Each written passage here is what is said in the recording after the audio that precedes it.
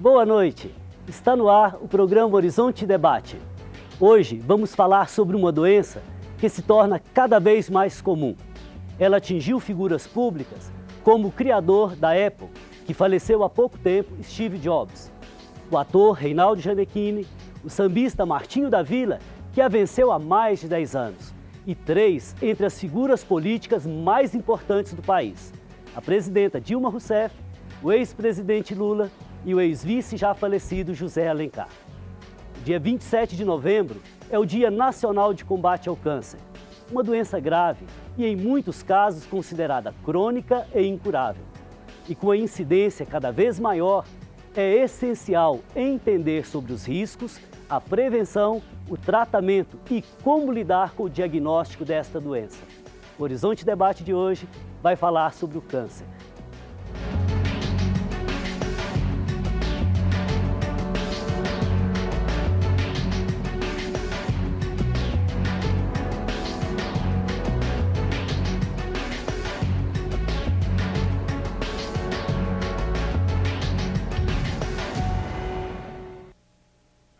Participam conosco o oncologista clínico da Unimed, Leandro Ramos, a psico-oncologista Marília Guiar e o médico nutrólogo e professor emérito da UFMG, Enio Cardillo. Claro, você também é nosso convidado, aqui você nos ajuda a fazer o programa. Hoje estamos falando sobre o câncer. Mande uma pergunta sobre o tema ou envie um comentário sobre o nosso programa. Nosso e-mail é horizontedebate@tvhorizonte.com.br. ou ligue para a nossa produção 3209-0115. Caros convidados, sejam bem-vindos ao Horizonte Debate. Nós começamos com o Dr. Leandro, que é o câncer, como ele surge, como ele se forma. Padre, o câncer são múltiplas doenças dentro desse nome câncer. Então, existem cânceres que atingem os mais variados tecidos humanos. Qualquer órgão do corpo humano pode desenvolver o câncer. E ele é uma doença predominantemente, padre, de pessoas idosas, pessoas acima de 60 anos de idade. E a gente tem percebido um aumento da incidência justamente por isso, justamente porque a população está se envelhecendo mais. A gente tem percebido também, padre, o câncer surgindo também em incidências maiores em pessoas jovens. Então, não só é uma doença de idoso, mas também uma doença que atinge a juventude, a infância. Então, realmente é uma doença bastante heterogênea e cada caso são casos diferentes, com cuidados diferentes, com tratamentos diferentes. Então, por isso que precisa ter... Agora, o câncer poderia ser considerado algo natural? Já que o senhor mencionou aí o envelhecimento, é algo próprio da condição humana, biologicamente falando? Se a gente pensa, padre, que à medida que as células se envelhecem, digamos assim, ela vai naturalmente perdendo características normais de células mais jovens. Ela vai deixando de reconhecer algumas anomalias que porventura acontecem. Ela vai começar a produzir substâncias de forma mais alterada, desordenada do que eram produzidos quando essas células eram mais jovens. Então, isso tudo realmente aumenta a possibilidade de surgir de uma célula normal, dar origem a uma célula atípica e o organismo não identificar essa atipia e essa célula se dividir. Se dividir, se desenvolver, gerando tumor, né? E aí gera Agora, tumor. há uma relação, hein, doutor Enio, entre aquilo que comemos e o desenvolvimento ou a possibilidade de algumas doenças, né? Algumas pessoas dizem que nós somos aquilo que comemos. Qual que é a relação que o senhor vê entre a alimentação e o aparecimento de tumores cancerígenos? Bom, segundo os dados da Organização Mundial de Saúde, cerca de 20% dos cânceres são devidos à alimentação. Aí a gente se refere tanto ao alimento que protege e diminui o risco de câncer, quanto ao alimento que aumenta o risco de câncer.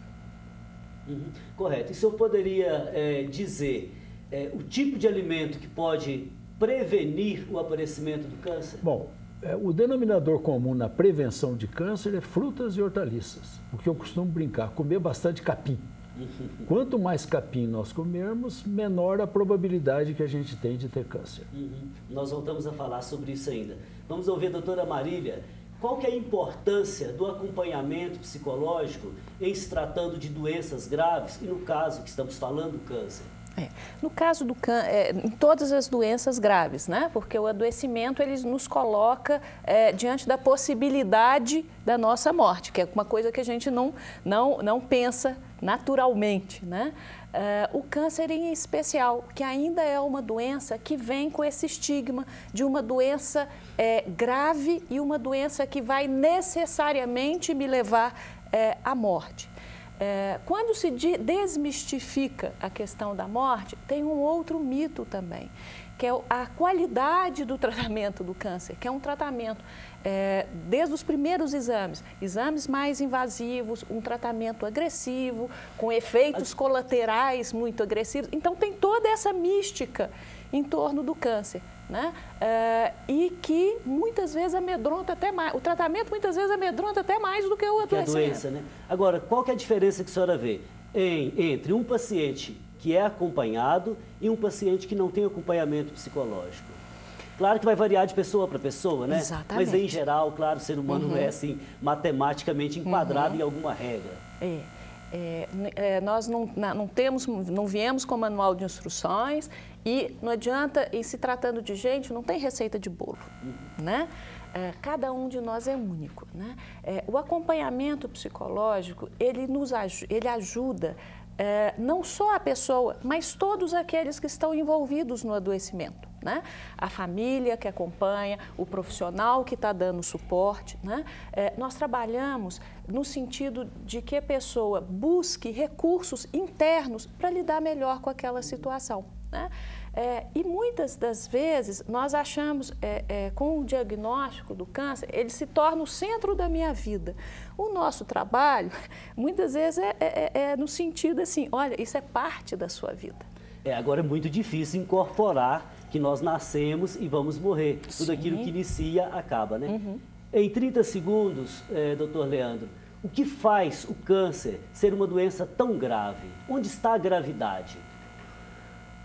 De uma forma geral, padre, o câncer é grave realmente porque a gente lida com células, aparentemente que eram células normais, que por algum motivo elas entraram em desordem. Então, para que tenhamos um tratamento para essas células, é preciso agredir muitas vezes outras células normais. E isso é difícil. É difícil porque exige toxicidade, exige cirurgias agressivas. E de uma forma geral, hoje menos, mas a doença, quando ela tem o sintoma, que a gente faz o diagnóstico mais tardio, o que aumenta realmente a possibilidade de um insucesso do tratamento. Agora, então, da forma como o senhor diz, vamos dizer assim, uma célula que se desenvolve de uma forma anômala, ela tende a crescer e contagiar todo o organismo, o que geraria naturalmente as chamadas metástases, né? E isso faz do câncer algo muito grave. Exatamente. As células cancerígenas são as únicas células do organismo que desenvolvem em um sítio primário, por exemplo, um tumor de mama, né? Aquela célula da mama começa na mama, cresce no tecido mamário, tem a capacidade de ganhar corrente sanguínea, sobrevive na corrente sanguínea e vai para outro órgão absolutamente diferente. Ok, nós retomaremos esse argumento e vamos falar do diagnóstico no próximo bloco. Antes de irmos para o intervalo, queria chamar a atenção para a campanha Faço Parte. Ela está crescendo e novos desafios estão aí. Além de manter os veículos de comunicação da Arquidiocese de Belo Horizonte, agora temos que revitalizar o Santuário Nossa Senhora da Piedade em Caeté e ajudar a Arquidiocese de Belo Horizonte a construir mais um capítulo da sua história, a construir a Catedral Cristo Rei. Nós vamos para um breve intervalo e voltamos já já. Hoje estamos falando sobre o câncer. Aproveite para ligar para nós, 3209-0115, até daqui a pouquinho.